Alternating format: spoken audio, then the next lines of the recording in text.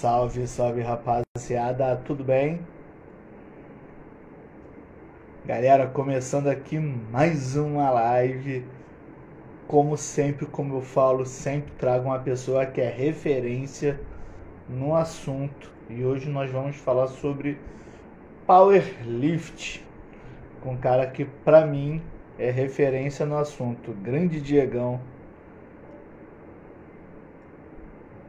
Diegão, já vou te enviar aqui o convite, Diegão.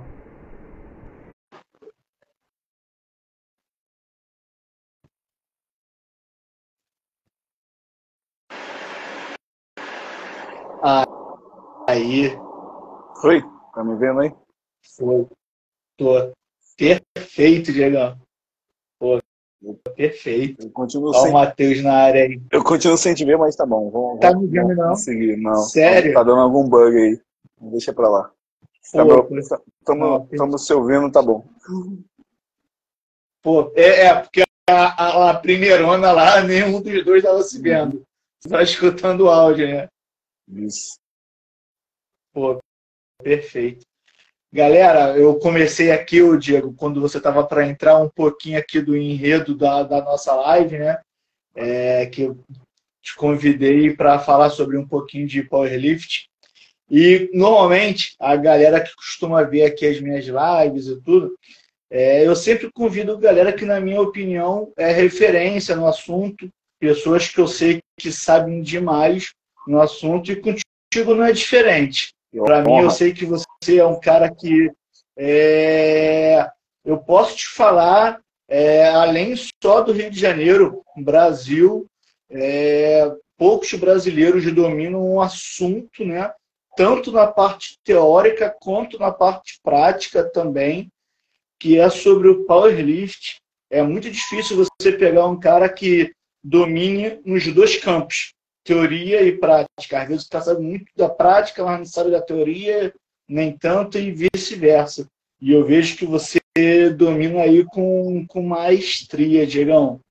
E eu Eu queria te fico agradecer aí pela lisonjeado aí com oportunidade de ter o aceito o elogio. convite, tá? E eu queria que você fizesse uma apresentação breve, de quem é o Diego, formado e tudo, e para a gente poder começar a nossa live, Diegão. Show de bola, Sérgio. Suede é um querido aí, é um aluno nosso de longa data aí, né? Tive a oportunidade de conhecer ele na aula da pós-graduação. A gente falou lá sobre programação de treinamento, e a gente não tem como falar do powerlifting, né? Que é aquela coisa que a gente vive, né? Tanto hoje sou atleta de powerlifting, amador, né? Quanto treinador de powerlifting, tem uma equipe de powerlifting. Então a gente acaba tendo uma experiência teórica e prática bem interessante no esporte. Isso, sem dúvida nenhuma, é muito bom, né? Para qualquer profissional, a gente sempre recomenda que a pessoa possa ter o máximo de teoria e o máximo de prática possível, né? Quando a pessoa tem a oportunidade de ser atleta do esporte, ela, sem dúvida nenhuma, sai na frente em relação às questões envolvidas à programação, estruturação, metodologia daquele esporte. Obviamente, é super possível um profissional se tornar extremamente competente, não sendo ex-atleta ou não sendo atleta do próprio esporte, né?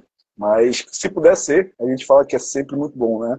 Um ótimo coach de CrossFit, geralmente ele também treina CrossFit, um ótimo coach de powerlifting, geralmente ele também treina powerlifting, e assim vai por praticamente todos os esportes. A gente tem no nosso Brasil aí o exemplo do futebol, né? Os técnicos que são os mais destacados aqui no Brasil foram profissionais, foram jogadores profissionais. Isso faz um pouquinho de diferença, né? Isso traz uma experiência a mais. Obviamente, isso não faz com que eles deixem de ter que estudar e buscar a especialização. Pelo contrário, cada vez mais precisa-se mais, né? Estudar e se aprofundar nos conhecimentos teóricos. Mas quanto mais prática que ela tiver, a gente fala que eu passo sair mais largo, né? A pessoa sai na frente. Minha experiência, Suede, na área da educação física, aí a gente já está aí basicamente há uns 10, 12 anos formados, mais ou menos. E desde 2015 aí, a gente tem uma missão aí com a Alinha Ensinamentos, tanto eu quanto o professor Evaldo Júnior, que a gente tem uma empresa de formação de cursos para profissionais Então a gente já tem aí, em 2024, então a gente está com 9 anos aí de formação de profissionais, falando de força, falando de potência, falando dos principais conceitos, aí, principais metodologias, né, do desenvolvimento das valências físicas aí para o personal trainer, né, principalmente ao nosso público geral, né, a gente treina muito personal trainer. A gente está aí nas principais pós-graduações aí também dando treinamento sobre priorização do treinamento. A minha área de estudo principal aí é programação e priorização do treinamento, é a coisa que eu mais estudo hoje, né? Então, essa parte aí de estruturar o treinamento, de dizer volume, de dizer método, de dizer exercício, tudo que vai ser feito do início ao fim de uma preparação física de um atleta, a parte onde eu me especializei um pouquinho mais, é a parte onde eu gosto mais de fazer na educação física. Formado aí desde 2012, então 12 anos aí de carreira já, e sem dúvida nenhuma com uma experiência bem legal, sem educação física. Trabalhei com vários esportes já e tive a oportunidade riquíssima de vivenciar também 15 dias na Rússia, já fiz várias certificações internacionais. Então, essa experiência aí também foi construída ao longo de muitos anos e é o que a gente sempre passa assim, para os profissionais que a gente tem a oportunidade de dar aula, né? A experiência é construída, né?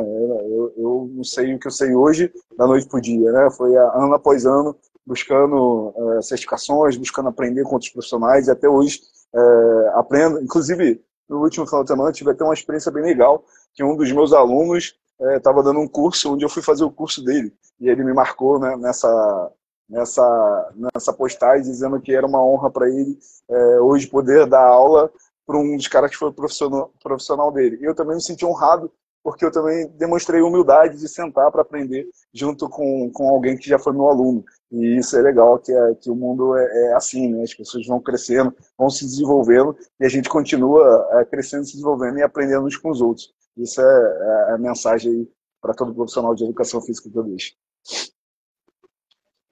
Pô, maneiro, legal. Eu vi que tu postou o curso lá da calistenia, né? Isso aí. Que maneiro, uma forma muito interessante de fazer força máxima, hein? Calistenia a gente não faz mais do que 2, 3 movimentos, porque o peso corporal e a isometria é terrível. A gente faz uma força máxima absurda naquilo lá. Pô, imagino. Ainda mais que você está, logicamente, né, fazendo força com o teu peso corporal, né? Não tem como diminuir. Que não é nada leve, né? Pode acrescentar. Acima de 100 quilos, não é nada leve, né? São os dois. Exatamente. São os dois. Diegão, para não ficar muito tarde para a gente, eu já vou começar, então, já como já teve a breve apresentação, né, com as perguntas contigo, né?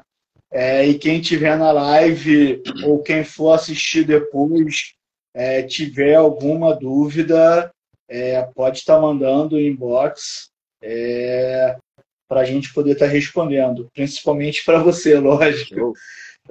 Diegão, quais são os movimentos básicos do powerlift, Diegão? Show. Galera, as principais disciplinas a serem treinadas no powerlift simplesmente os movimentos que a gente chama de básicos, né? São, inclusive no Brasil é conhecido como basismo, né? O esporte de basistas, né? O atleta de powerlifter, o powerlifter também é chamado de basista, né? Por ser o atleta que treina os movimentos básicos. Os movimentos básicos são agachamento, supino e levantamento terra.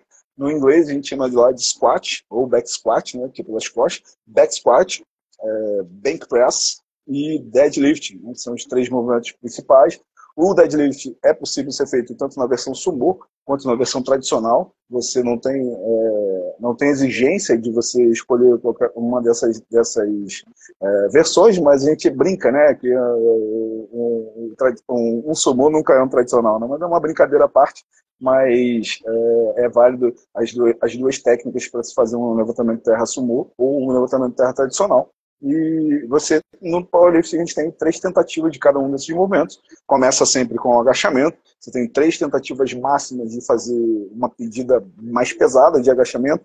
Então você entra no ringue, na plataforma, faz uma pedida máxima, e aí passa todos os atletas que competem na sua categoria. Aí você vai lá, entra de novo, faz a segunda pedida máxima, passa todos os atletas da sua categoria, aí você entra mais uma vez, a terceira vez para o agachamento e faz a terceira pedida máxima.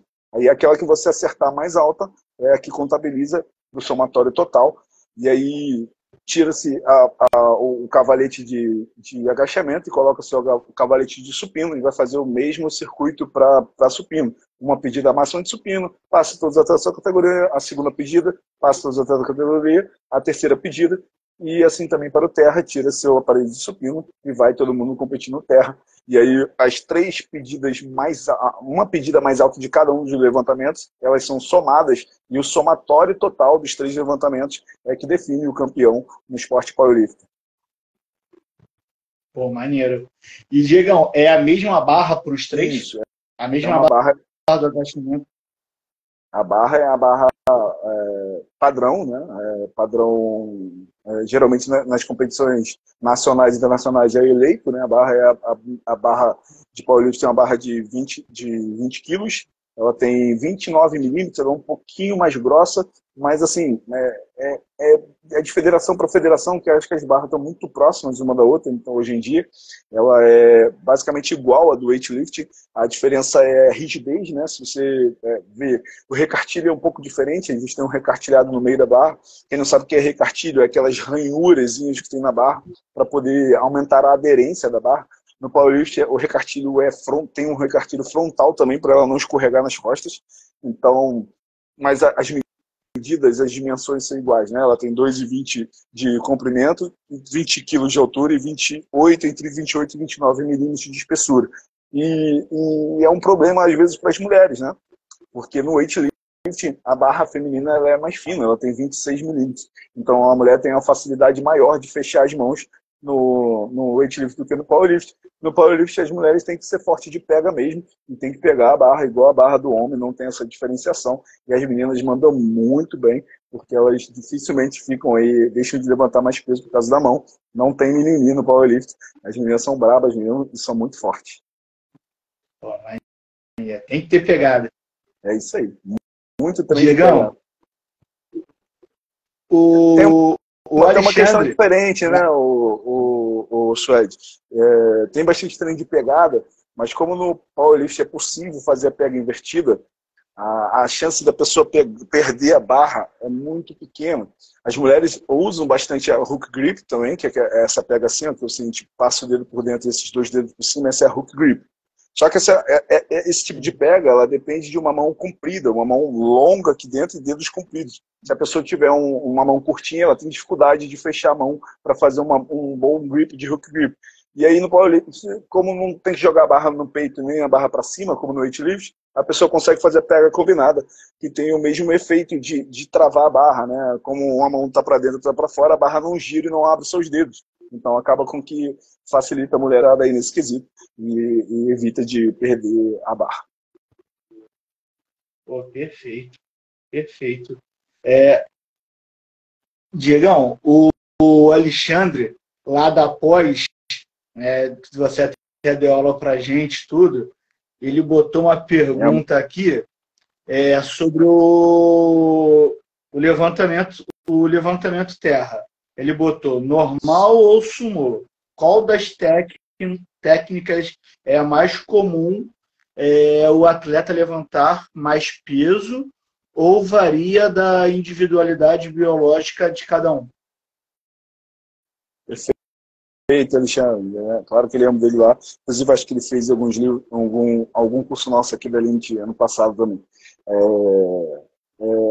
A resposta é mais ou menos o que você falou, né? Depende muito da individualidade do atleta, mas a gente percebe assim, uma maior escolha dos atletas mais leves, né? Das categorias mais leves pelo estilo sumô, e os atletas da categoria mais pesada tendem a usar mais o estilo tradicional. Mas isso é uma leve tendência, sabe? Não tem uma explicação fisiológica, não tem uma explicação mais biomecânica, de treino de cada um, aquilo que a pessoa se adapta melhor. O que se sabe é que no terra sumô você tem menos exigência de lombar e um pouco mais exigência de pernas, né? Inclusive, isso faz com que a barra fique mais difícil de sair do chão. Então eu tenho menos saída do solo, né? A saída é mais difícil no terra sumô do que no terra tradicional, que você consegue usar melhor o peso. Já no terra tradicional, você já tem uma exigência maior de paravertebral em relação ao sumô, e você consegue usar bem o seu corpo corporal, o seu peso corporal como um ajudante para levantar a carga. Então você tem muitos atletas pesados usando o terra convencional, e os atletas mais leves tendem a usar mais o terra sumô. Mas isso não é regra não, tá? Você vai ver muitos atletas leves usando o tradicional também, e vai ver muitos atletas pesados usando o sumô também. Isso é bem pessoal mesmo. A resposta melhor seria que é bem pessoal, mas há uma leve tendência assim, para os mais pesados ao tradicional e os mais leves usarem o sumô. Poxa, perfeito, Diegão. E a segunda pergunta é: o treino de powerlift, ele gera também hipertrofia ou não? É treino só que gera força, enfim. Perfeito. Assim, é um embate engraçado aí, né, no meio do mundo fitness, né? Que o meio do mundo fitness acha que existe só uma maneira de se ganhar músculo, né? Tem algumas percalços aí, né? De divergências de ideias, né? Mas é muito mais no mundo fitness isso, né? Para nós treinadores, a gente está cansado de saber, né, Suede, que para você gerar hipertrofia muscular você precisa de tensão mecânica, né? Você precisa de tensão mecânica e precisa de volume. Então, eu não conheço nenhum atleta de powerlifting que não seja hipertrofiado. O que você vê diferenças, assim, por exemplo, em relação a atletas de fisiculturismo, é que o fisiculturismo ele precisa se apresentar num palco, né? Então, a questão dietética para ele é muito pesada. Então, ele precisa estar lá com um percentual de gordura muito baixo. No powerlifter, ele precisa se encaixar dentro de uma categoria. Então, geralmente, quando o cara é pesado, ele se encaixa na categoria peso pesado. Então, não importa para ele tá com percentual de gordura baixo ou alto, né? Importa para ele estar encaixado dentro daquele range da categoria, range de peso da categoria. Por exemplo, eu competi muito tempo dentro da categoria que vai de 105 quilos a 120 quilos, porque meu peso ficava gerando em torno de 108 e 110 quilos. Hoje eu estou com 103 quilos, eu já estou enquadrado na categoria de 105 quilos. Então eu fico na categoria entre 93 e 105 quilos. Para eu ir para a categoria mais baixa, eu tenho que ficar abaixo de 93 quilos. Então, eu estou dentro da casa ali dos 10 quilos que giram entre 93 e 105 quilos. Dentro dessa categoria, não importa se eu tenho um percentual de gordura de 30% de gordura ou 10% de gordura. Importa para mim estar dentro dessa categoria. Agora, o que a gente sabe? Quanto mais massa útil a gente tiver, melhor. O que é massa útil? Né? Massa útil é massa muscular, é fibra muscular. Né? Se a gente tiver com muito tecido adiposo, ele não é um tecido útil, ele é um tecido útil para estoque de energia e não para mobilizar altas cargas. Então, o ideal é que o cara que faz o powerlifting também controle a sua dieta para que ele consiga estar no limite do peso da categoria com maior percentual de massa muscular do que de gordura corporal. Agora, o powerlifter geralmente ele é meio preguiçoso para fazer dieta, né? Então a dieta do cara geralmente é largada, né? Então quando o cara tem uma dieta largada, a tendência é ele ficar com aquele shape embaçado, né? Que a gente brinca, né? Shape embaçado é que o cara não vê os músculos dele, mas se você tocar no cara, você vê lá que o cara tem músculo, tem densidade muscular, só que tem uma capa de gordura por cima que não tem nada a ver com o fato do cara construir músculo, não, tem a ver com a dieta dele. Todo atleta de powerlifting tem muito músculo, porque o que faz a demanda para criar músculo é tensão mecânica, é levantar peso pesado. Se você levanta peso pesado com alto volume, o treino de powerlifting não tem o mesmo volume do que o treino de fisiculturismo, né? Mas ele acaba tendo um volume parecido, porque ele compensa no volume de séries. Por exemplo, o que o fisiculturista faz lá, 3 a 4 séries de 8 a 12 repetições, por exemplo, o powerlifter faz em 5, 6 séries. Então, o que o cara cumpre 30, 40 repetições no fisiculturismo, a gente cobre isso no powerlifting em séries de 5 repetições. Então, a gente faz os mesmos 30 repetições em 5 séries de 5, em 6 séries de 5, e não em 3 séries de 10, como a galera acaba fazendo no fisiculturismo. Então, isso também promove uma hipertrofia bem grande. O que vai diferenciar se ele vai ser definido ou não é realmente a dieta dele, a composição corporal dele, vindo através do que ele come, que geralmente o cara não se preocupa muito, a não ser ele esteja fora da categoria, né? Que acontece em muitos atletas naquele desespero pré-competitivo, né? As 2 semanas antes para a competição, o cara tá 1, 2 quilos acima do peso e fica aquela agonia, né? Para poder tirar peso e entrar se enquadrar dentro da sua categoria.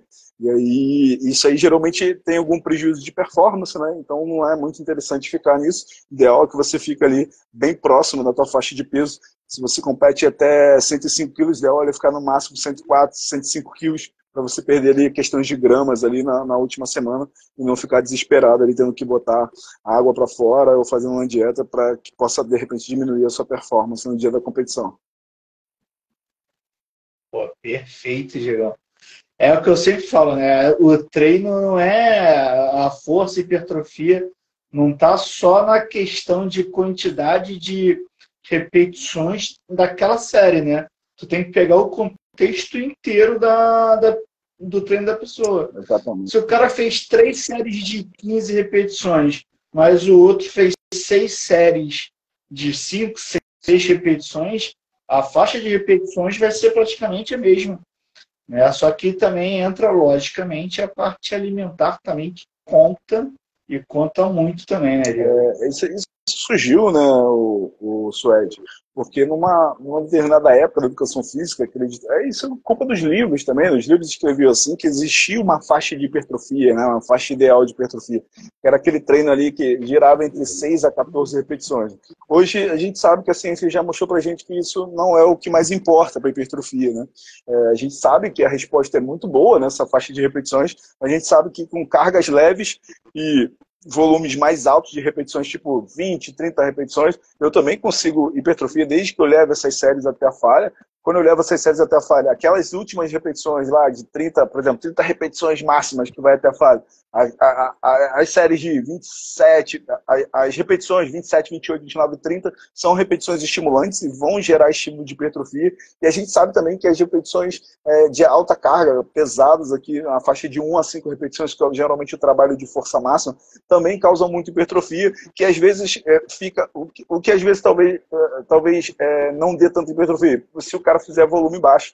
Por exemplo, para eu fazer de 1 a 5 repetições, eu tenho que fazer um volume de 5, 6 séries para poder ter um resultado bom de hipertrofia. Se eu fizer 1, 2 séries, aí o estímulo fica pequeno, né? A gente achava, antigamente, como se difundia isso, né?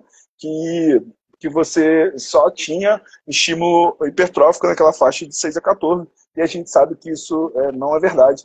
O que responde isso é o princípio do tamanho, né? Para eu ter o maior estímulo possível nas fibras musculares, eu preciso ter a maior demanda possível.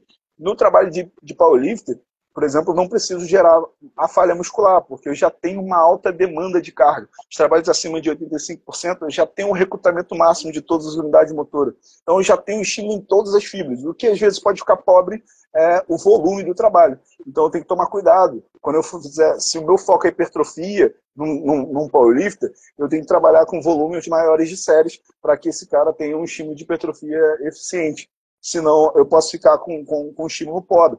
Agora, se eu trabalho com repetições muito altas, tipo lá 20 a 30 repetições, eu tenho que trabalhar até a falha muscular, senão não vou ter esse recrutamento todo de unidade motora, porque as unidades motoras de alto limiar não vão entrar com a carga muito leve, a não ser que eu gere a falha muscular.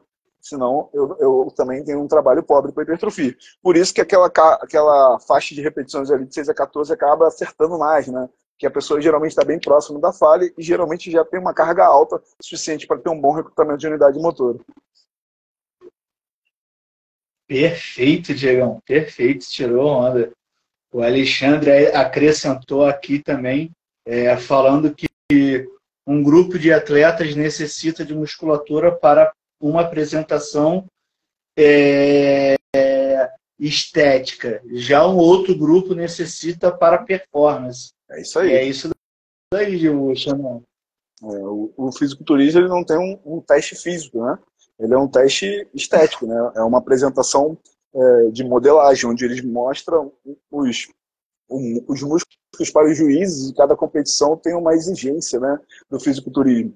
E aí, inclusive, a gente, profissional de educação física, a gente deve estudar o fisiculturismo. O fisiculturismo é um esporte legal, assim, tem vários nuances legais, tem uma história legal. Inclusive, foi muito importante para a nossa área o fato de um dos nomes maiores do fisiculturismo ter sido o Arnold Schwarzenegger, trouxe muitas academias e trouxe muita abertura para se ter a academia em todos os lugares do mundo, né? E através disso, depois os médicos começaram a pesquisar e começaram a ver os outros benefícios da atividade física além do ficar grandão, como era nos anos 80, né? Então, esse difundir do treinamento de força em academia, da musculação, né, foi muito benéfico para a gente. E hoje a gente tem essa nossa profissão aí cada vez mais presente na vida das pessoas, muito em voga muito com contribuição do fisiculturismo, né? Então a gente tem aí muita coisa legal aí do fisiculturismo também. Apesar de não ser um teste de performance, é um teste estético, mas é bem legal de se conhecer a história e saber o valor que ele tem para a nossa área. Perfeito. E, Diegão, te perguntar, tem alguma periodização de treino que é mais comum para o powerlift? Ou, logicamente, individual para cada atleta? Perfeito. O pessoal gosta muito daquela receita de bolo, né? Exatamente. Qual é a periodização do campeão? Aí todo mundo quer fazer a mesma periodização, achando que também vou ser campeão, também vou bater todos os recordes que nem ele. Aí tem uma periodização mais comum, não tem? Perfeito, Suede. Isso é uma dúvida, acho que geral de todos os esportes, né? Todo mundo quer saber se existe o melhor caminho para cada modalidade para chegar na performance mais alta do que o outro, né? O grande X da questão, né, é a gente conhecer todos os princípios e todas as concepções, né? Quando eu conheço todos os princípios e todas as concepções, fica fácil tomar uma decisão para um atleta. Mas para cada atleta, a decisão vai ser um pouco diferente.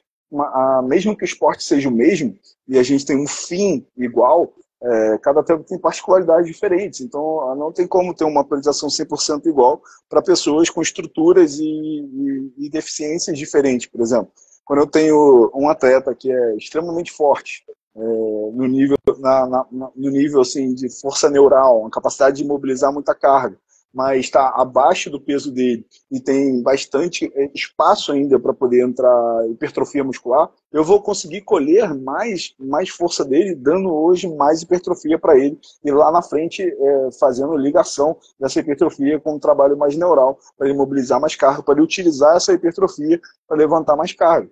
Agora, se o atleta já está no limite da categoria dele, ele já está com aquele limite de tamanho físico, já não faz mais sentido investir tanto em trabalho de hipertrofia para esse cara. O trabalho para esse cara é um trabalho mais focado em neural, mais focado em partes do movimento de levantamento, mais focado em especialização das fases do movimento de levantamento, para que ele melhore a capacidade dele de executar unidades motoras, para que ele diminua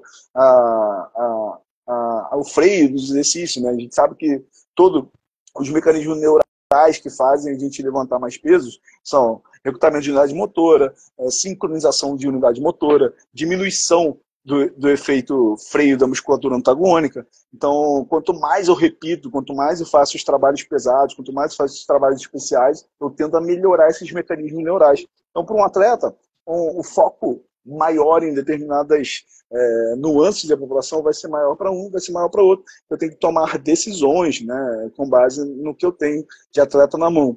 Agora, o que você tem no powerlifting? Você tem escolas, né? Escolas que têm sistemas prontos, né? Por exemplo, um sistema muito conhecido no powerlifting é o sistema da Whiteside Barbell, né? Que gosta muito de fazer os trabalhos de força máxima e os trabalhos de velocidade máxima. Aí você já tem a escola do body shake, que é a escola da Rússia, que usa todos esses trabalhos, mas foca muito mais no volume, na construção e na repetição de movimentos especiais para desenvolver a força no powerlifting.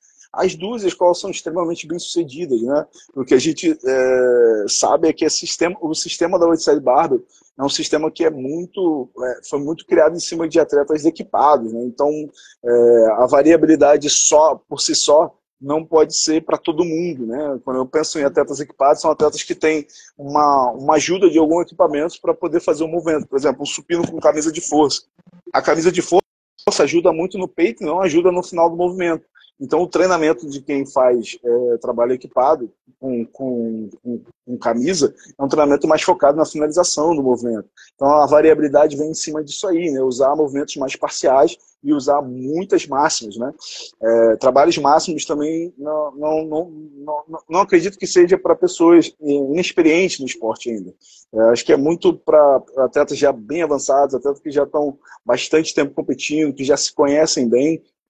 Eu, particularmente, prefiro a metodologia do Body Shake, mas gosto muito da metodologia do Westside Barbell, mas eu gosto da metodologia, assim, pela valorização da velocidade. Mas, às vezes, as pessoas não sabem disso, né? Mas a metodologia russa, ela valoriza muito os trabalhos com velocidade, com corrente, com elásticos, também muito grande. Também usa com muito, só que elas usam como um trabalho especial no momento certo da sua programação de treinamento. Então, isso não é na metodologia russa não é um casamento com um método com um método específico, e sim utilizar o método na hora certa da sua preparação esportiva. E é isso que eu acredito mais, né? Eu acredito na construção da performance do atleta e utilização do método na hora que eu vou ter melhor benefício dele. Por exemplo, os trabalhos de correntes e velocidade, que a gente chama de resistência acomodativa, usa-se muito na fase especial do treinamento. Então não precisa ser igual ao side barbell, que usa-se toda semana, uma vez na semana, e sempre nessa vez na semana fica focado ali em melhorar para aquele movimento. Você pode também usar a metodologia bem parecida com a do Matveev, no trabalho de força, que é usar as três variantes principais que melhoram a força. Né? Quais são as três variantes principais que melhoram a força? O mecanismo mais neural, que é mais pesado, o mecanismo mais velocidade, que também é muito neural, e o mecanismo repetição, que é o trabalho de mais volume. E você distribuir isso ao longo da tua semana, dos teus meses de preparação, dando ênfase em uma dessas três variáveis em si da força, de acordo com o tempo, e obviamente deixando para mais próximo da competição ter uma ênfase maior no trabalho mais neural, que é o trabalho que a gente vai ser mais exigido na competição. Isso é usar os princípios de Matveev para fazer uma preparação de um atleta de powerlifting. Então, se eu já fosse usar concepções de Verkhoshansky, eu construiria uma coisa de cada vez.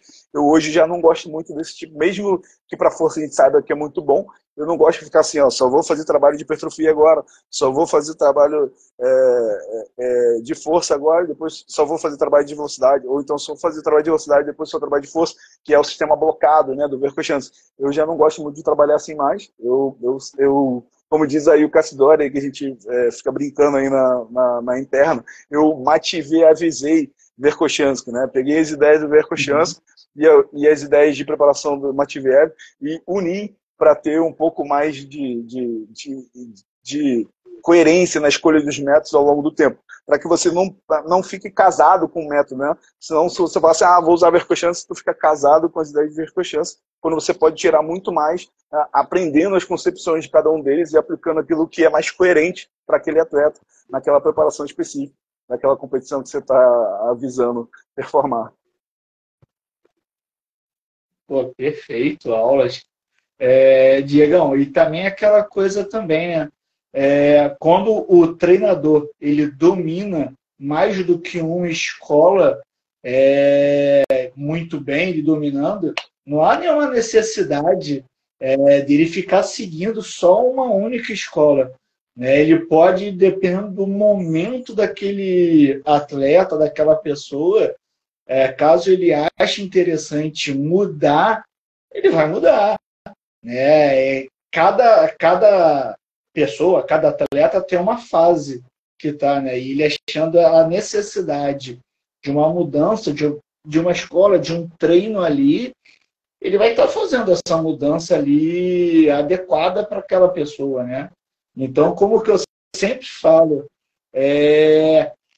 sempre treine com um profissional que vá saber colocar você no teu momento que você esteja para treinar, né? Do seu treino. Exatamente, Sérgio. Você falou tudo. Quanto mais a gente conhece de todas as escolas, melhor a gente toma as nossas decisões, né? E a grande questão é a gente não ter viés, né? E aí é legal a gente estudar até sobre outras coisas na vida. Inclusive eu tenho um livro aqui, né, que fala muito sobre isso, não sei se dá para ver, tá aqui na agenda, que se chama Arte de Pensar Claramente. É um livro que fala sobre os vieses, né, das nossas tomadas de decisões.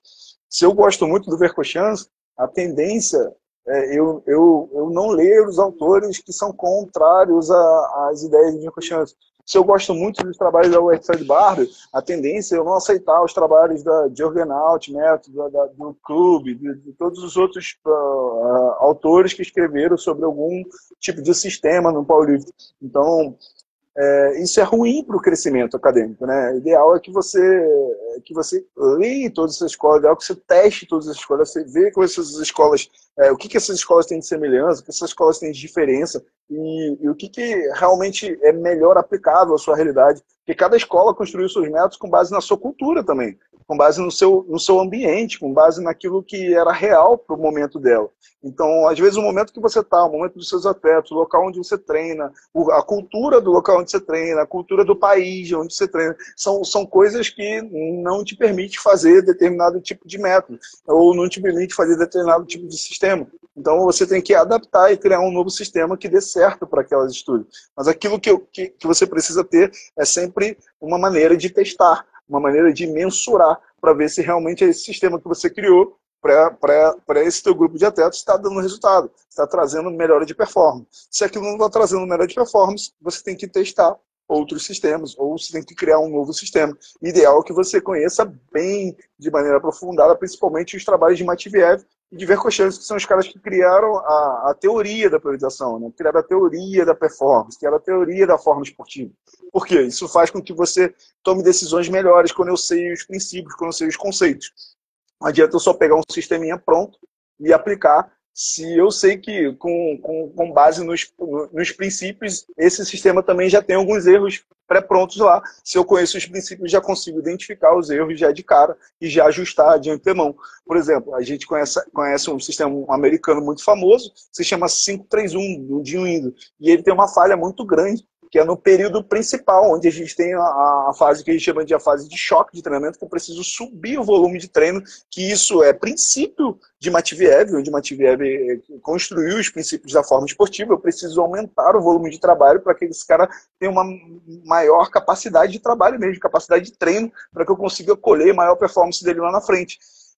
E no momento onde eu preciso aumentar o volume de trabalho desse, esse sistema de índice diminui o volume de trabalho, que é a semana de 5, a semana de 3 e a semana de 1. A semana de 3 era para ter um volume de séries bizarro, e a semana de 3 tem o mesmo volume de série que a semana de 5. Ou seja, o volume só cai, eu não construo tanta capacidade de trabalho assim. Então eu precisaria aplicar os conhecimentos que eu sei para poder corrigir esse sistema. Quando eu descesse para a semana de 3, eu precisaria compensar com o volume de séries para fazer com que aquela semana seja uma semana de choque e não uma semana que vai produzir pouco influência no organismo do atleta. Então, eu não posso simplesmente só copiar o sistema, eu tenho que passar o sistema no crivo dos princípios do treinamento esportivo para que eu tome decisões mais assertivas na hora da preparação. Perfeito, perfeito, Diegão. E, Diegão, para a gente poder finalizar por hoje, perguntar para você, os praticantes, né, amador, profissional de powerlift, eles também fazem exercícios para musculaturas acessórias ou não? E já aproveita, Diegão, para quem for assistir a live depois ou que está assistindo agora, o que são essas musculaturas acessórias? Perfeito. Isso aí também é uma grande questão, né, em cima da preparação esportiva, né? Existe muito... Isso é um conceito também do Verkhoshansky. O Verkhoshansky criou o exercício especial, né? Ele chamou do treinamento de força especial, onde ele criou o conceito da correspondência dinâmica. E o conceito da correspondência dinâmica tem alguns princípios para escolher o exercício especial. E no esporte powerlifting, os exercícios especiais já são muito bem definidos, né? São as partes do movimento, né? As partes do levantamento. E aí, quando eu pego esses exercícios especiais e melhoro cada parte do movimento, eu também estou estimulando os músculos que envolvem essa parte do movimento. Mas eu também posso fazer um trabalho a mais para aquela musculatura que está sendo treinada, para que aquela musculatura tenha mais capacidade de trabalho. Eu penso a divisão, ela é assim, né, em termos de importância. Né? Os exercícios que são o próprio movimento, que é o exercício que a gente chama de específicos, que é o levantamento de terra, o supino e o agachamento, eles são os exercícios principais. Os exercícios que a gente chama de especiais são exercícios secundários, que são as partes do levantamento. Por exemplo, um box squat, por exemplo, um supino de board, que você trabalha a parte final do supino, um terra de box, que é só a finalização do terra. Esses são exercícios especiais que vão melhorar uma fase de cada um desses levantamentos.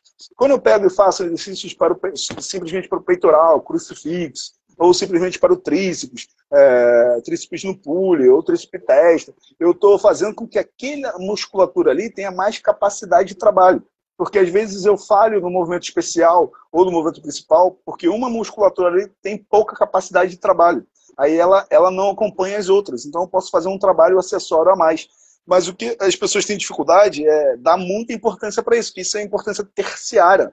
Eu primeiro dou importância ao movimento principal, depois eu dou importância ao movimento especial, que é as fases do movimento, e por último, eu dou importância para o trabalho da musculatura que envolve esse movimento. Por quê? Porque nos outros movimentos já estou treinando essas musculaturas, então esse trabalho aqui a mais é dar um pouco mais de capacidade de trabalho, para que aquele músculo não se torne um músculo deficitário, ou não se torne um músculo que vá atrapalhar o movimento principal. Então, treinar essa musculatura acessória, treinar um músculo envolvido naquele movimento, ele tem uma única função, que é dar mais capacidade de trabalho para aquela musculatura, para que aquela musculatura não sofra antes lá no movimento principal e não atrapalhe o meu trabalho do movimento principal. Então, a escolha desse exercício é sempre terciária. Por exemplo, se eu não tiver tempo de fazer, é esse que eu deixo de fora, porque esse tem menos importância para o atleta.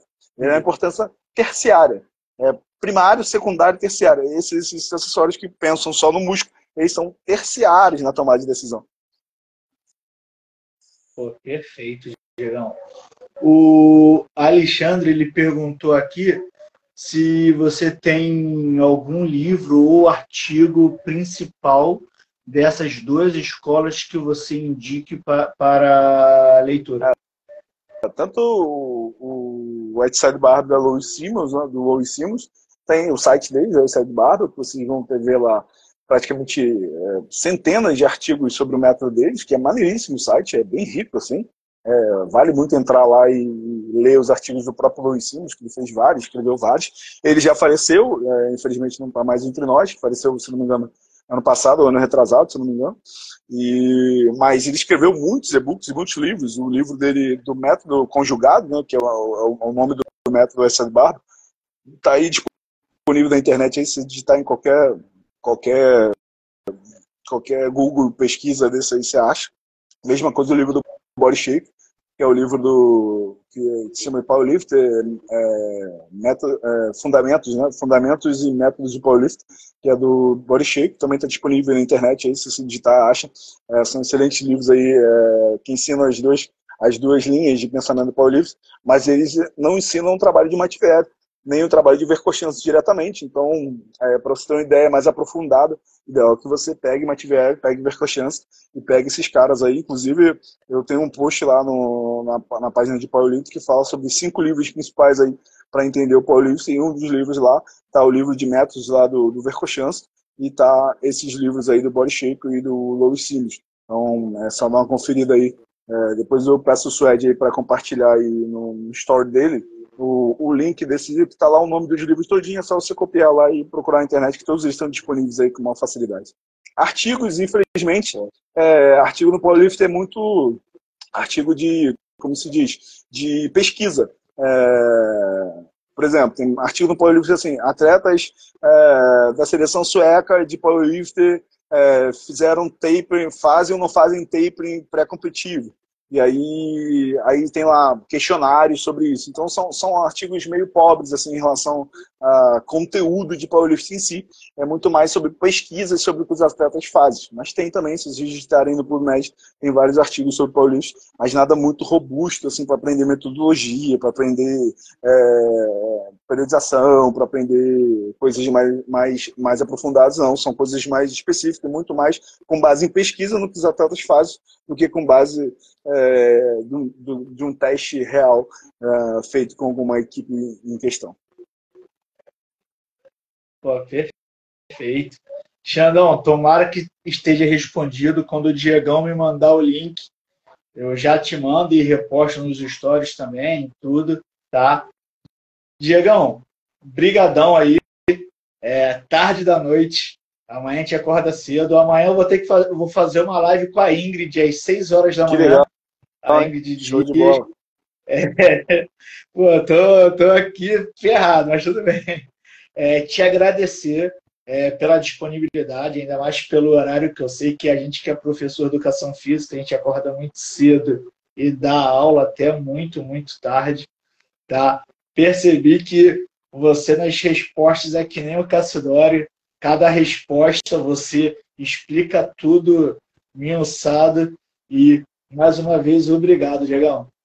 Eu fico feliz, cara. Na verdade, falar sobre powerlifting e sobre treinamento é uma cachaça pra gente, né? Nossas lives da Limit também são toda terça-feira aí às 10h30 da noite, então a gente está acostumado aí a fazer live pós-horário de trabalho, é uma coisa comum aí pra gente, não é um sacrifício não, é um prazer até para nós compartilhar conhecimento.